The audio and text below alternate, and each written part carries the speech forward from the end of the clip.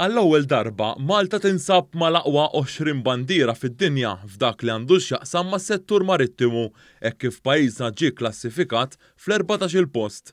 Dwar dan, One News kellem ma' Reġistratur Ġenerali ta' tbaħħir fi ħdan Transport Malta, Ivan Sammut, li spjega kif minkejja l-isfidi tal-pandemija il-pożizzjoni ta' Malta f'din il-lista globali baqgħet tissaħħaħ. Hija turi l-performance tar-reġistru merkantili. Da kull vapur li għandek reġistrat Malta meta jidħol f'portijiet madwar id-dinja jista' jiġi spezzjonat sabiex wieħed jara jiċċekkja liema standards qed jinżammu dawn il-vapuri.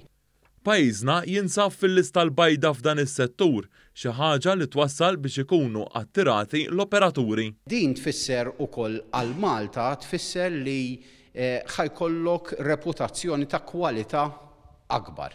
Jiġifieri inti operatur xi ħaġa li jfittex meta jażel bandiera hija il-performance tal-bandiera tar-reġistru għax jista' jkollu impatt fuq u fuq l-operat tiegħu.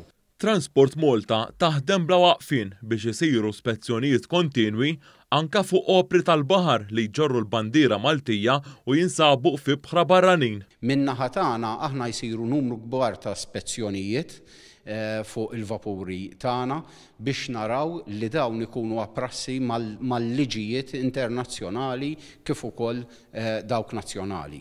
Huwa temm jgħid li l-bandiera Maltija fis-settur marittimu għandha reputazzjoni kbira hekk kif ir-reġistru huwa l-akbar wieħed fl-Unjoni Ewropea u s-sitt l-akbar fid-dinja.